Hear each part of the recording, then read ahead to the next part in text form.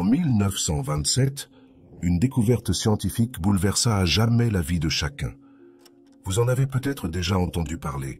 Elle se nomme l'interprétation de Copenhague, formulée par les physiciens Niels Bohr et Werner Heisenberg. Cette découverte prouve que l'univers dans son intégralité est créé par l'esprit. Plus précisément, elle démontre que l'état d'esprit d'un individu détermine l'ensemble de la réalité dans laquelle il vit au quotidien. Si cela vous paraît fou, vous n'êtes pas au bout de vos surprises. Dans cette vidéo, nous allons aller encore plus loin, car ceci n'est que le début de l'explication. Vous découvrirez qu'en plus de cela, il est en réalité possible pour l'être humain de s'affranchir de la mortalité. Car il a été prouvé que les cellules du corps humain réagissent directement aux instructions de l'esprit qui les anime. Mais le plus incroyable, c'est que contrairement à ce que l'on pourrait penser, cela est très simple à comprendre. Il suffit d'en avoir conscience, et c'est tout le but de cette vidéo. Je vous recommande donc de bien rester jusqu'à la fin, car chaque phrase a son importance. Et parfois, comme dans un film, c'est à la fin que l'on comprend tout, même ce qui paraissait fou au début. Tout d'abord, j'aimerais expliquer plus en profondeur ce que Niels Bohr et Werner Heisenberg ont découvert lors de l'interprétation de Copenhague. Brièvement, cette interprétation s'intéresse à la mécanique quantique, c'est-à-dire à l'étude du comportement des particules subatomiques qui composent toutes les choses dans l'univers. Pour faire simple, étudier le comportement des particules subatomiques revient à étudier comment les choses prennent forme. Cela ouvre la porte à une compréhension profonde de la manière dont l'univers, notre corps et même notre cerveau ont pris forme.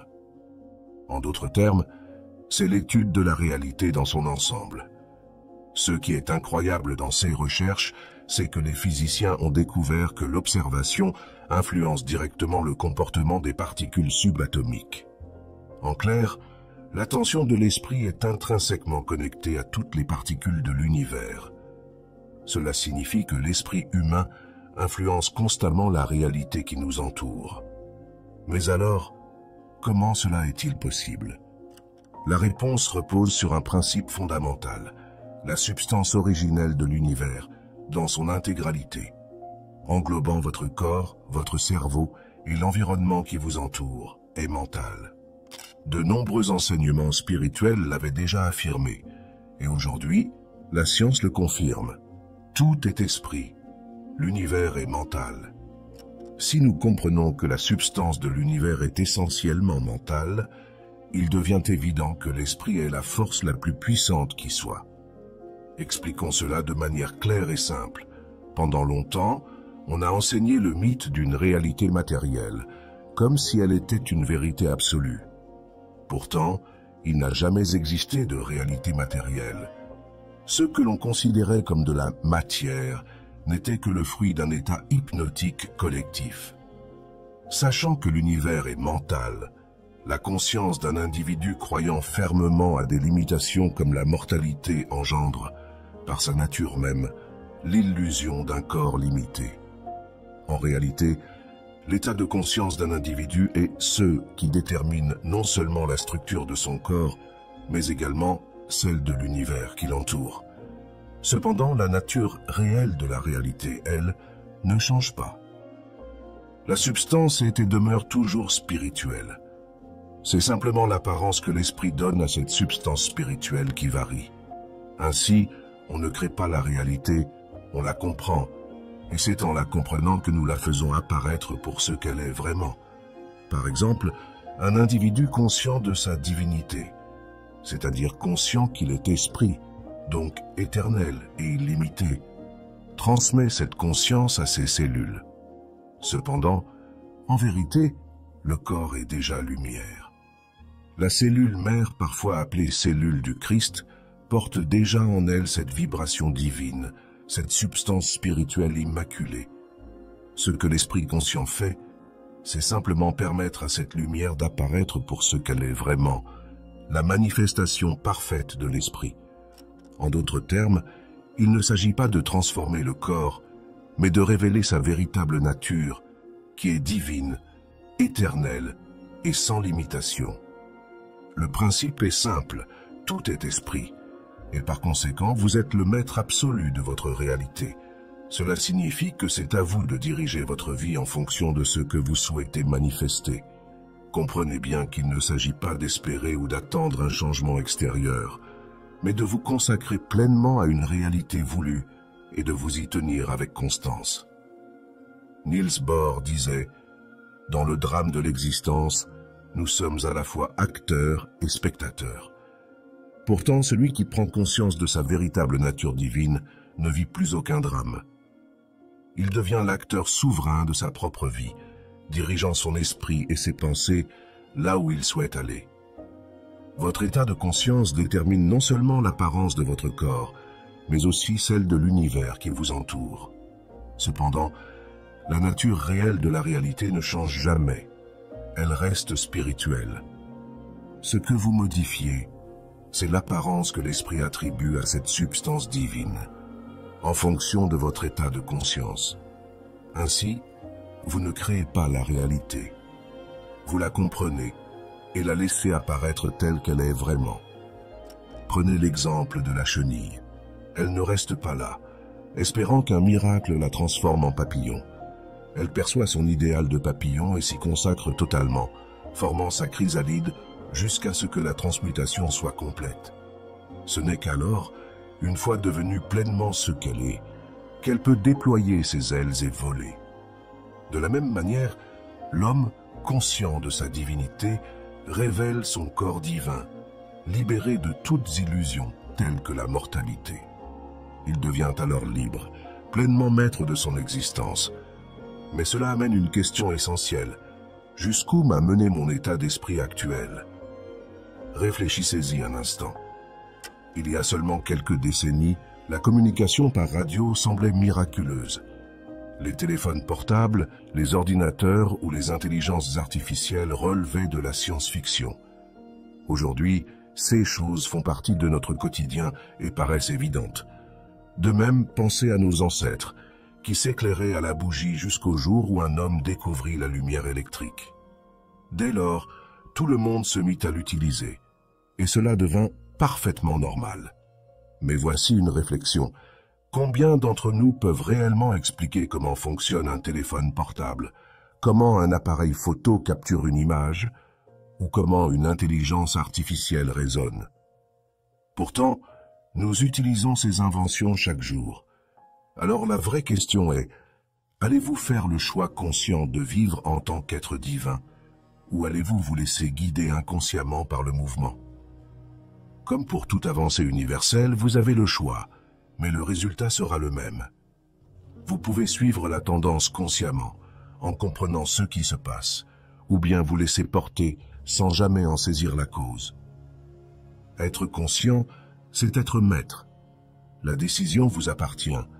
Serez-vous l'acteur pleinement conscient de votre existence, ou le spectateur passif d'une réalité dictée par une illusion? Aujourd'hui, nous sommes à un moment où tout est révélé. Il n'y a plus de mystère. Nous savons désormais que tout est esprit et que l'univers est mental. Par ailleurs, nous comprenons que l'état de conscience dans lequel nous nous trouvons détermine non seulement la structure de notre vie, mais également celle de notre corps. Un esprit pleinement conscient de sa dignité divine n'hésite pas à marcher sur les eaux ou à transcender ce qui autrefois semblait impossible. Et cela ne relève en rien du miracle. En 1912, le docteur Alexis Carrel, récipiendaire du prix Nobel de physiologie ou médecine, a démontré que la cellule mère du corps humain est parfaite. Cela signifie que la toute première cellule formée dans le corps est entièrement lumière, immaculée et spirituelle par essence. Sa substance est mentale, sans défaut ni limitation. Cependant, dès que cette cellule évolue dans un corps animé par un esprit limité, sa vibration s'abaisse. Cette diminution vibratoire altère son apparence, lui conférant cet aspect que l'on a longtemps qualifié de matériel. En réalité, cette transformation n'est qu'un reflet du degré de conscience dans lequel l'esprit réside. Une conscience restreinte, pleine de croyances limitantes, réduit la vibration de cette cellule, l'empêchant de révéler pleinement sa nature lumineuse. Mais lorsque l'esprit atteint un état de conscience illimité, affranchi de toute limitation, cette cellule conserve son état parfait, lumineux et immuable. Cette apparence parfaite, issue d'une substance spirituelle, n'est pas isolée. Elle est en totale harmonie avec son environnement, car tout est de même nature. Il n'existe aucune séparation entre la cellule et l'univers qui l'entoure. Tout est unité. Cela explique pourquoi un esprit pleinement conscient de cette vérité, à savoir que toutes choses sont spirituelles, transcende les lois apparentes de la matière.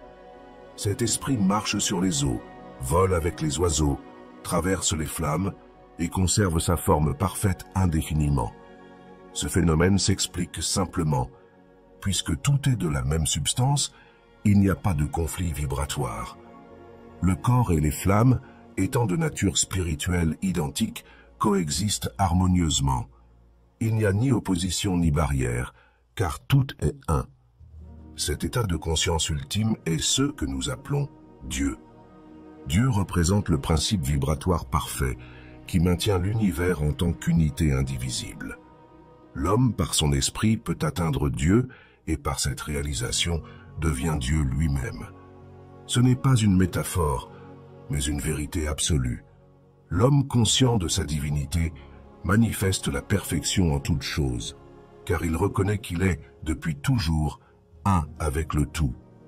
Cependant, vous comprendrez qu'il ne s'agit pas de créer Dieu, mais de le reconnaître et de l'atteindre pleinement en conscience. Dieu est le principe perpétuel qui maintient l'univers en tant qu'unité. Il est la somme de toute substance, de toute connaissance, de tout pouvoir et de toute vie. Dieu est l'état d'unité absolue, que l'on peut également traduire par l'état d'être d'amour. L'amour est la vibration ultime, la clé de tout alignement. Dans cet état, l'esprit est pleinement conscient de son unité avec le tout. Pour illustrer cela simplement, imaginez que l'amour est ce qui permet à l'homme de restaurer consciemment cette unité. Cependant, cette unité n'a jamais été perdue. Depuis toujours, vous êtes le tout. Prenons une métaphore. Imaginez que vous êtes un chêne et que votre corps représente une feuille. Au départ, vous regardez les autres feuilles comme distinctes de vous-même. Mais en détournant votre attention de la feuille pour remonter vers la source, les racines, vous réalisez que depuis toujours, vous êtes le chêne. Vous comprenez alors que chaque feuille n'est qu'une expression différente de cet esprit unique que vous êtes. Ainsi fonctionne la réalité. Tout, absolument tout, est une expression de l'esprit. Par conséquent, il ne s'agit pas de créer une version idéale de vous-même, mais de l'atteindre en conscience. C'est cela que l'on appelle la véritable conscience. La conscience, en essence, est l'état dans lequel l'homme se reconnaît dans sa totalité, au-delà des illusions. C'est l'état où l'homme réalise pleinement qu'il est Dieu. L'homme peut choisir d'être conscient d'une partie de lui-même ou de tout ce qu'il est. Cela revient à faire un choix simple mais puissant. Allez-vous embrasser votre divinité dans son intégralité ou rester limité à une perspective fragmentée? La mortalité en réalité n'est qu'une illusion. Beaucoup se demandent comment cela peut-il être vrai alors que j'ai vu des gens mourir. Pour comprendre cela, il est essentiel de se rappeler que tout est esprit. Personne ne meurt véritablement. Chaque être retourne simplement à la source. Cependant, il est possible de choisir de conserver son corps et son apparence jeune éternellement. Comment cela fonctionne-t-il? Cela repose sur l'état de conscience. De la même manière que vous avez autrefois accepté l'idée que vous étiez programmé pour vieillir et mourir, vous pouvez maintenant adopter fermement l'idée que vous êtes la vie éternelle. Cette conviction transmettra à vos cellules l'information de leur perfection originelle. En se régénérant, vos cellules préserveront alors leur apparence jeune et parfaite, car elles exprimeront leur véritable nature, lumière et esprit. Comme mentionné, il ne s'agit pas de créer cette réalité, mais de l'atteindre. Vos cellules sont, depuis leur origine, parfaites. Il s'agit simplement de ne pas perturber leur processus naturel de régénération. C'est cela, la véritable résurrection, permettre à la perfection d'être telle qu'elle est, sans entrave ni limitation. Cependant, sachez qu'il ne s'agit pas d'espérer ou de rêver. Cela demande une ferme dévotion à cette unique vérité. Engagez-vous pleinement dans cette compréhension et tenez-y fermement jusqu'à ce qu'elle devienne une réalité vivante à travers vous. La clé est la constance et la foi absolue en ce que vous êtes, éternel, parfait et divin. Vous pouvez atteindre cet état instantanément, car la perfection est déjà en vous. Cependant, la vitesse à laquelle cette prise de conscience se manifeste dépend de votre propre nature et de votre engagement. Il s'agit donc de se consacrer pleinement à la perfection jusqu'à l'atteindre dans sa totalité. Comme mentionné précédemment, la chenille n'espère pas devenir papillon. Elle entame sa métamorphose à l'abri des regards, dans son cocon, et s'y consacre totalement. Elle ne demande l'avis de personne, car la transmutation se fait au sein de son propre être. La vérité réside déjà en elle. Il n'y a aucun besoin de chercher à l'extérieur ce qui se trouve exclusivement en vous. Pour comprendre cela sous un angle plus scientifique, la théorie des quanta l'illustre parfaitement. Cette théorie démontre que tout dans l'univers est composé de la même énergie.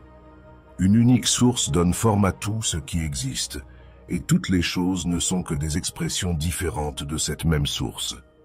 Cette source, c'est Dieu, l'amour, l'énergie d'unité absolue, la seule et unique réalité. Ainsi, chaque être qui prend forme est une expression de cet esprit d'unité au sein même de cette unité. Cependant, lorsqu'un individu se perçoit comme isolé ou séparé, il entre dans un état de conscience qui n'est pas aligné avec la réalité. Il se déconnecte illusoirement de la source, ce qui dégrade le degré vibratoire de son esprit et par conséquent de son corps. Cette déconnexion le conduit dans l'illusion de la mort, mais cette mort n'est qu'une illusion. C'est un peu comme si un ordinateur décidait de se débrancher de sa source d'énergie, alors qu'il est intrinsèquement connecté à cette source. Il fonctionnerait brièvement sur sa batterie avant de s'éteindre, alors qu'il lui suffirait de se reconnecter pour continuer à fonctionner. De même, l'homme ne peut changer sa véritable nature. Il est esprit, éternel et parfait. Ce n'est donc pas l'homme qui meurt, mais son corps qui semble se dégrader lorsque l'esprit qui l'habite perd de son intensité. Cependant, il suffit pour l'esprit de reprendre conscience de son unité avec Dieu, la source par l'amour. L'amour est l'état d'être qui permet à l'esprit de reconnaître qu'il est tout. Cet état met fin à toutes les illusions, et l'esprit perçoit enfin la réalité telle qu'elle est. C'est cet éveil qui permet à l'homme de s'affranchir de toutes les limitations, qu'elles soient liées à la mortalité, à la lenteur, au besoin, ou à toute autre illusion. En comprenant cette vérité, un individu pleinement conscient de sa divinité n'hésite pas à marcher sur les eaux ou à voler avec les oiseaux. Ces limitations apparentes ne sont que mentales et n'ont jamais représenté une réalité. Tout cela peut être comparé à un enfant qui choisit d'expérimenter la cacophonie avant de découvrir l'harmonie. Cet enfant a exploré l'illusion de la mort alors qu'il est la vie, l'illusion du besoin alors qu'il est tout, l'illusion des limitations alors qu'il est illimité, et l'illusion de la lenteur alors que sa vitesse est infinie. Aujourd'hui, tout est révélé. Il n'y a plus de mystère. Ainsi, il ne serait pas surprenant de voir à présent une miche de pain apparaître spontanément dans votre main ou de vous lever un matin et de marcher sur les eaux. Ces manifestations ne sont que l'état naturel de l'homme conscient de sa divinité, pleinement éveillé à la réalité.